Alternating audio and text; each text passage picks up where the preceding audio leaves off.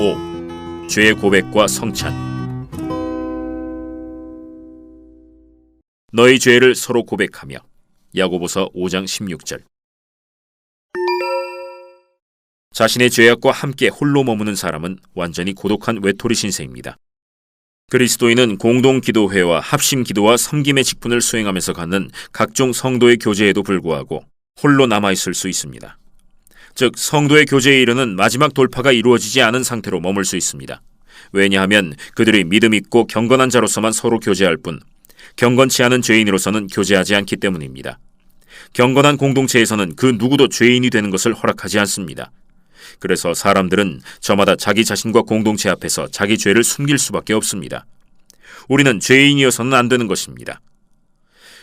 그러므로 경건한 사람들 속에 갑자기 죄인이 나타나기라도 하면 많은 그리스도인에게 생각할 수도 없는 놀라운 일이 되고 마는 것입니다. 그래서 우리는 거짓과 위선 속에 우리 자신의 죄악과 함께 홀로 머물러 있을 수밖에 없는데, 그 이유는 누가 뭐라고 해도 우리가 죄인이라는 변함없는 사실 때문입니다. 우리를 진리 안에 세우고 너는 죄인이며 구원받을 수 없는 엄청난 죄인이니 지금 네 모습 그대로 죄인된 너를 사랑하시는 내 하나님께 나오라고 말하는 것은 경건한 자들이 도무지 이해할 수 없는 복음의 은혜입니다. 하나님은 있는 모습 그대로의 여러분을 원하시며 여러분에게서 희생이나 공로 같은 것을 바라지 않습니다. 하나님은 오직 여러분만을 원하십니다. 내 아들아, 네 마음을 내게 주며. 잠언 23장 26절. 하나님은 죄인을 구원하기 위해서 오셨습니다. 기뻐하십시오. 이 메시지는 진리를 통해서 주어지는 자유입니다. 하나님 앞에서 여러분 자신을 숨길 수는 없습니다. 하나님 앞에서는 여러분이 사람 앞에서 쓰고 있는 가면이 아무 쓸모가 없습니다. 하나님은 있는 모습 그대로의 여러분을 보고 싶어 하시며 여러분에게 은혜 베풀기를 원하십니다. 여러분은 자기 자신이나 형제 앞에서 마치 여러분이 죄가 없기라도 한 것처럼 속일 필요가 없습니다. 여러분은 죄인이어도 좋습니다. 이 사실에 대해 하나님께 감사하십시오. 왜냐하면 하나님은 죄는 미워하시지만 죄인은 사랑하시기 때문입니다. 그리스도께서는 우리가 그분을 믿을 수 있도록 육신 안에서 우리의 형제가 되셨습니다. 하나님의 사랑이 육신을 입은 그리스도 안에서 죄인들을 찾아오셨습니다. 그리스도 앞에서 우리는 죄인이어도 좋으며 오직 그럴 때만 도움을 받을 수 있습니다. 그리스도 앞에서 모든 가식은 종지부를 찍게 됩니다. 죄인의 비참함과 하나님의 긍휼, 이것이야말로 예수 그리스도 안에 있는 복음의 진리입니다. 그분의 교회는 이 진리 안에서 살아가야 합니다. 그래서 그리스도는 그분에게 속한 자들에게 죄 고백을 듣고 그분의 이름으로 죄를 용서할 수 있는 전권을 주신 것입니다. 우리가 누구의 죄든지 사하면 사하여질 것이요 누구의 죄든지 그대로 두면 그대로 있으리라 하시니라. 요한복음 20장 23절. 이로써 교회와 교회 안에 있는 형제는 그리스도로 말미암아 우리에게 은혜가 되었습니다. 이제는 형제가 그리스도를 대신하여 서 있습니다. 형제의 앞에서 나는 더 이상 위선을 부릴 필요가 없습니다. 이 넓은 세상 가운데서 오직 형제 앞에서만 나는 본래의 모습 그대로 죄인이어도 좋습니다. 왜냐하면 이곳에는 예수 그리스도의 진리와 긍휼이 통치하기 때문입니다. 우리를 돕기 위해 그리스도께서는 우리의 형제가 되셨습니다. 그리고 이제는 예수님을 통해 우리의 형제가 예수님께 받은 전권으로 우리를 위한 그리스도가 됩니다. 형제는 하나님의 은혜와 진리의 표지로서 우리 앞에 서 있습니다. 형제는 우리를 돕기 위해 우리에게 선사되었습니다. 그는 그리스도를 대신하여 우리의 죄 고백을 듣고 그리스도를 대신하여 우리 죄를 용서해 줍니다. 그는 하나님이 그러하시듯 우리가 한 죄 고백의 비밀을 지켜줍니다. 그러므로 내가 형제에게 죄를 고백하러 가는 것은 곧 하나님께 나아가는 것과 같습니다. 그래서 그리스도인의 공동체에는 형제들 사이에 서로 죄를 고백하고 용서하라는 요청이 있습니다. 이러한 요청은 교회 안에서 하나님의 크신 은혜로 나아오라는 말과도 같습니다. 죄를 고백하는 가운데 성도의 교제로 가는 돌파가 이루어집니다. 죄는 인간과 홀로 있기를 원합니다. 죄는 그로 하여금 성도 간의 사귐을 멀리하게 합니다. 그리고 인간이 외로워지면 외로워질수록 죄의 권세는 더욱더 파괴적이 됩니다. 또한 인간이 죄 속으로 더 깊이 빠져들어갈수록 외로움은 더욱더 절망적이 됩니다. 죄는 드러나지 않은 채 숨어있기를 원합니다. 죄는 빛을 두려워합니다. 그리고 말로 드러나지 않은 어둠 속에서 죄는 인간의 전 존재를 파괴해버립니다. 이러한 일이 경건한 공동체 한가운데서 일어날 수 있습니다. 그러나 죄 고백을 하게 되면 복음의 빛이 어둠 속 깊이 닫힌 마음속으로 뚫고 들어갑니다. 그리고 죄는 빛 가운데 밝히 드러납니다. 말하지 않고 숨겨져 있던 것이 공개적으로 말해지고 알려지게 됩니다. 모든 비밀과 숨겨져 있던 것들이 이제 백주에 드러납니다. 죄를 인정하고 입술로 죄를 고백하기까지는 치열한 싸움이 벌어집니다. 그러나 하나님은 논문을 깨뜨리시며 쇠빗장을 꺾으십니다. 시편 107편 16절.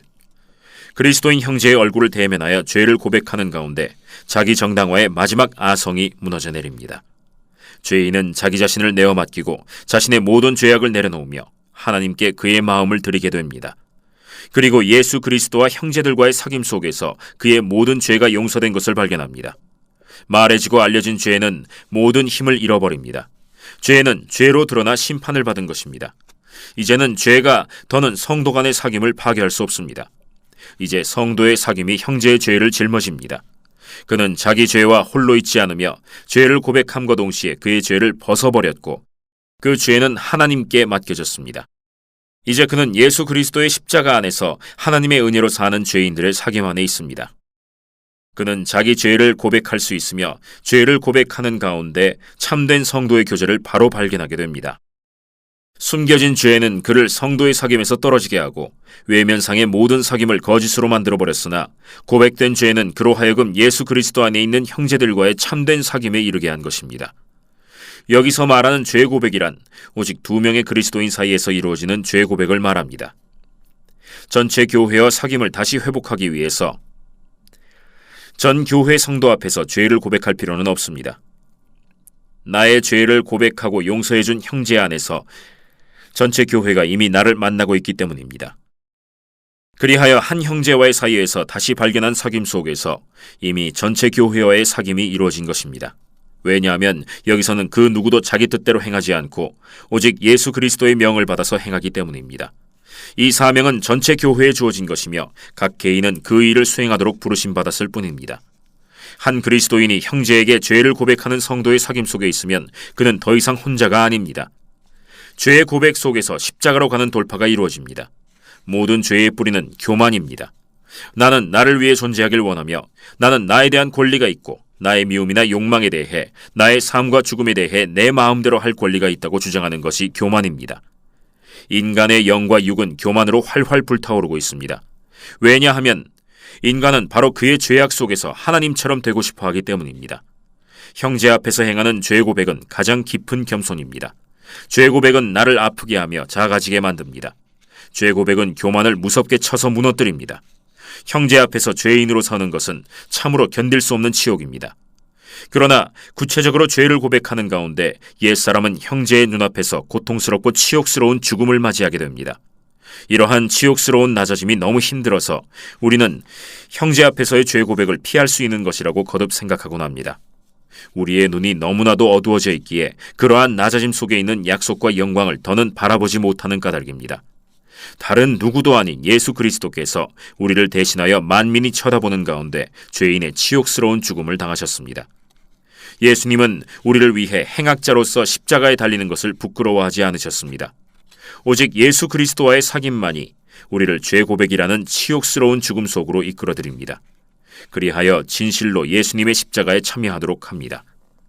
예수 그리스도의 십자가는 모든 교만을 멸망시킵니다.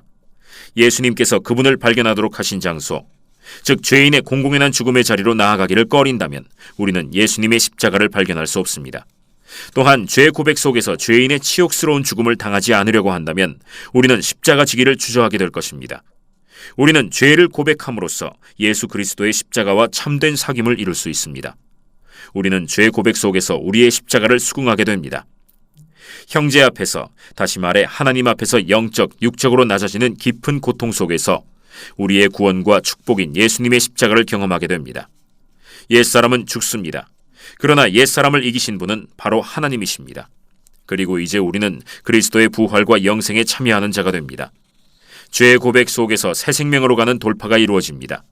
죄를 미워하고 고백하며 용서함을 받는 곳에서 과거와의 완전한 단절이 이루어집니다. 이전 것은 지나갔으니 죄와 관계가 끊어지는 곳에 회심이 있습니다. 죄 고백은 곧 회심입니다. 보라, 새 것이 되었도다. 고린도후서 5장 17절. 그리스도께서 우리와 새로운 시작을 감행하신 것입니다.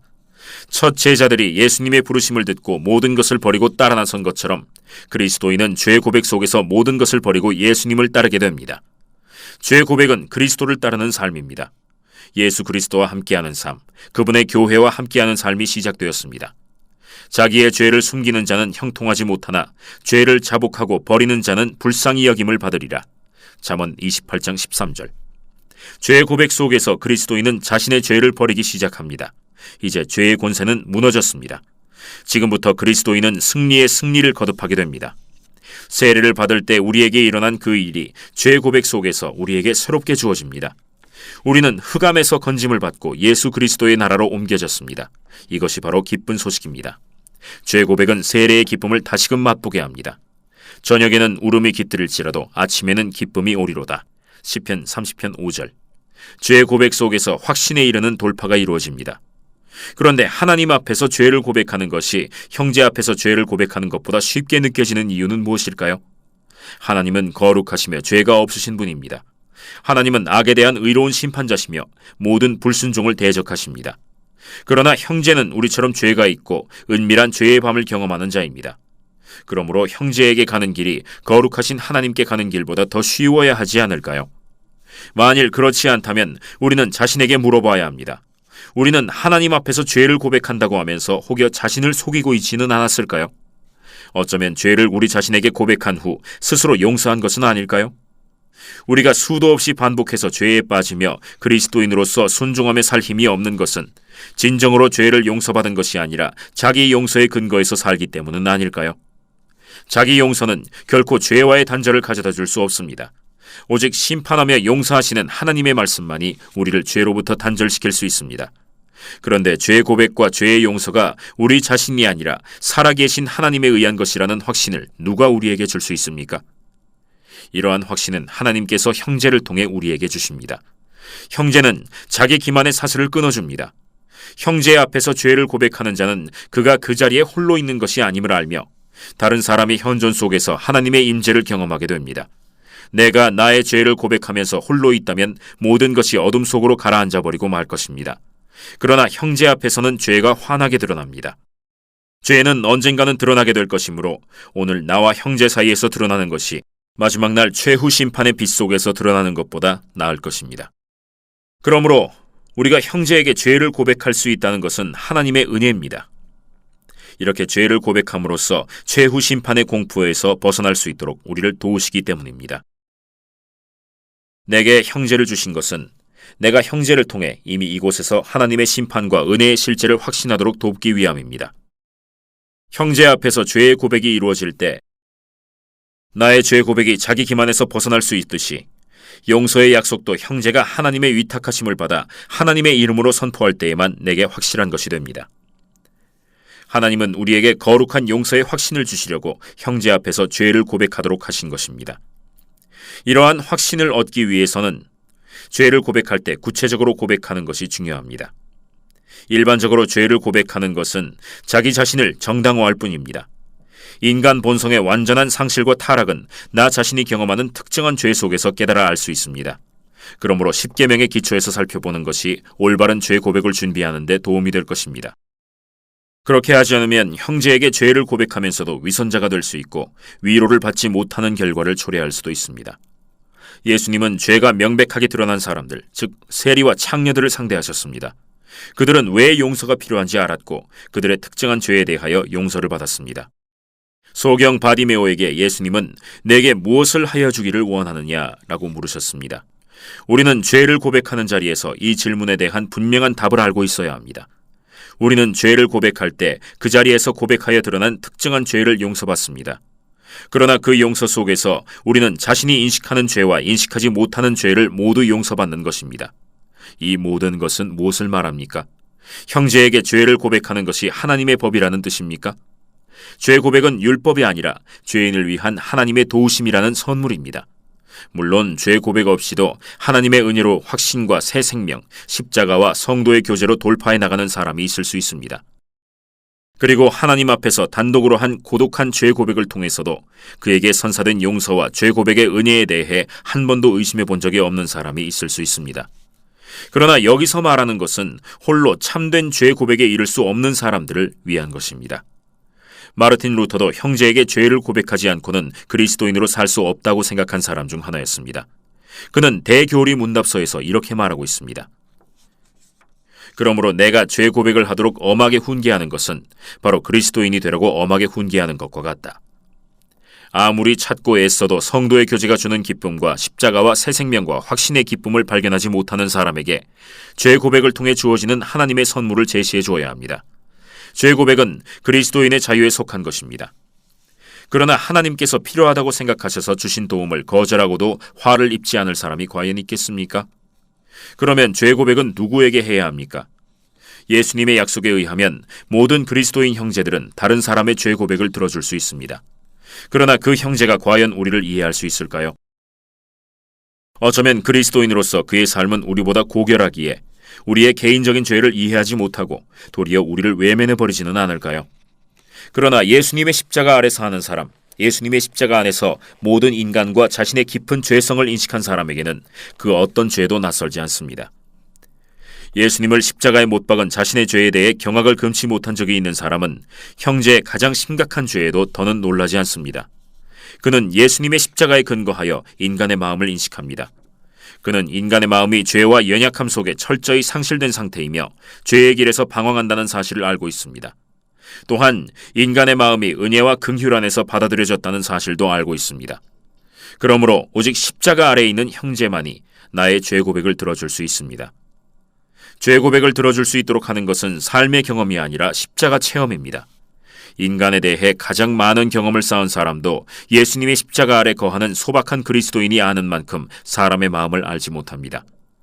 가장 위대한 심리학적 통찰력과 재능, 경험을 가진 사람일지라도 오직 하나, 즉 죄가 무엇인지에 대해서는 이해할 수 없습니다. 그들은 인간의 곤궁과 연약함과 실패는 알지만 인간의 죄성은 알지 못합니다. 그러므로 그들은 인간의 오직 죄로 인해 멸망에 이르게 되며 오직 용서에 의해서만 구원받을 수 있다는 사실을 이해하지 못합니다. 오직 그리스도인만이 이 사실을 알고 있습니다. 심리학자 앞에서 나는 단지 환자에 불과하지만 그리스도인 형제 앞에서 나는 죄인이어도 좋습니다. 심리학자는 우선 나의 마음을 탐구해야 하지만 마음속 가장 깊은 곳에 무엇이 있는지는 알지 못합니다.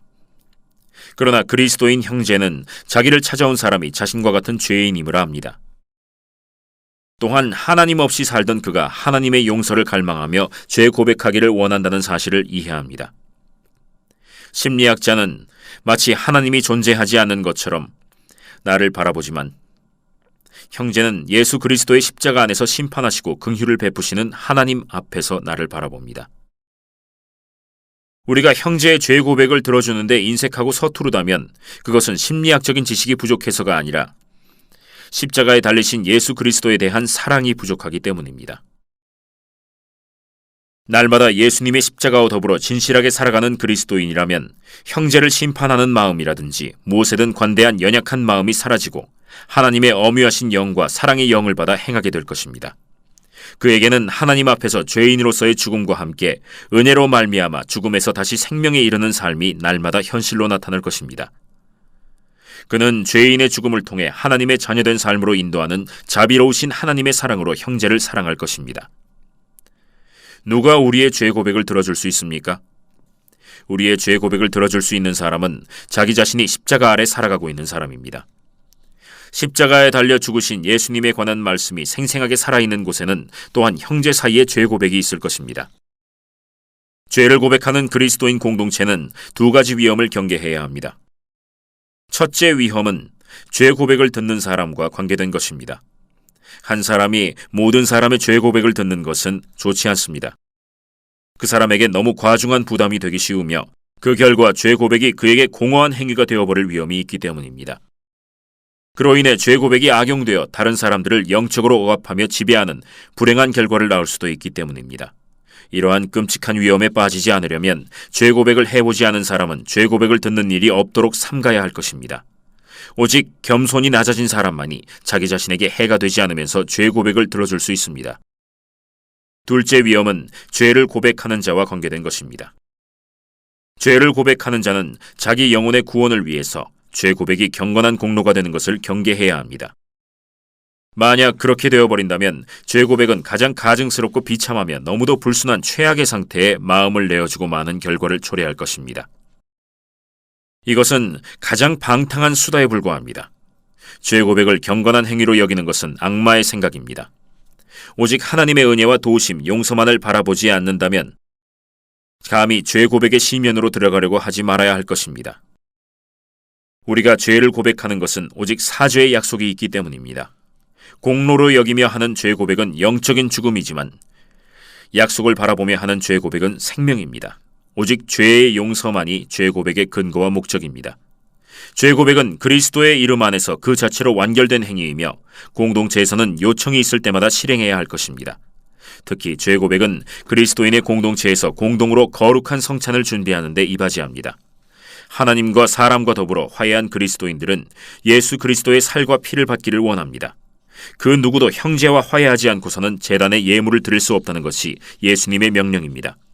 이 명령은 모든 예배의 순간에 해당하며 당연히 모든 기도에도 해당됩니다. 또한 성례에 참여할 때 반드시 명심해야 할 말씀이기도 합니다. 공동으로 성찬을 하기에 앞서 그리스도인 공동체의 형제들은 한자리에 모여 각 지체가 다른 지체에게 지난날의 잘못에 대해 용서를 구하는 시간을 가집니다. 형제에게 잘못을 고백하고 용서를 구하는 일을 꺼린다면 아무도 주님의 식탁에 나아갈 준비가 되었다고 할 수 없습니다. 형제들이 함께 성례에 참여하여 하나님의 은혜를 받고자 한다면 먼저 모든 분노와 분쟁, 질투, 악담, 형제 사이의 불화들을 회개하고 버려야 합니다. 형제에게 용서를 비는 것은 아직 죄 고백이라고 할 수 없지만 오직 그렇게 하는 사람만이 예수님의 분명한 명령 아래 있다는 사실만큼은 확실합니다. 성찬을 준비하는 가운데 모든 개인의 마음에는 자신을 불안하게 하고 괴롭히는 죄, 오직 하나님만이 아시는 특별한 죄에 대해 용서의 확신을 얻고자 하는 갈망이 생깁니다. 이렇게 갈망하는 마음에서 형제들 사이에 죄 고백이 이루어지며 사죄의 은혜가 선포되는 것입니다. 자신의 죄에 대한 극심한 불안과 고통이 있는 곳, 용서의 확신을 간절히 구하는 곳에 예수님의 이름으로 행해지는 형제들 사이의 죄 고백으로 나아오라는 초청이 주어지는 것입니다. 예수님께서 죄를 사해 주셨다는 이유로 신성모독이라는 비난을 받으셨던 때와 동일한 일이 이제 예수 그리스도의 임재의 능력 안에서 그리스도인 공동체에서도 일어나게 됩니다. 예수 그리스도의 현존하시는 능력 안에서 그리스도인의 공동체는 죄 사함을 선포하게 되는 것입니다. 한 형제가 삼위일체 하나님이신 예수님의 이름으로 다른 형제의 모든 죄를 용서할 때 하늘의 천사들은 회개하고 돌아온 죄인으로 인해 기뻐하게 됩니다. 이렇게 성찬을 준비하는 시간은 형제들의 권면과 위로가 가득한 시간이며 기도와 떨림과 기쁨으로 충만한 시간입니다. 성찬을 하는 날은 그리스도인의 공동체에 허락된 가장 기쁜 날입니다. 마음으로부터 하나님과 형제들과 더불어 화해하면서 교회는 예수 그리스도의 살과 피의 은혜를 영접하며 그 안에서 용서와 새 생명, 행복을 받아 누리게 됩니다. 하나님과 사람과의 새로운 사귐이 그들에게 선사된 것입니다. 거룩한 성찬의 교제는 그리스도인 공동체의 완성 그 자체입니다. 교회의 지체들이 주님의 식탁에서 살과 피로 하나가 된 것처럼 그들은 영원히 서로 함께 거하게 될 것입니다. 이곳에서 공동체는 그 목적에 다다르는 것입니다. 이곳에서 그리스도와 그분의 교회에 대한 기쁨은 완전해집니다. 말씀 아래 함께하는 그리스도인의 공동생활은 성례에서 성취되는 것입니다.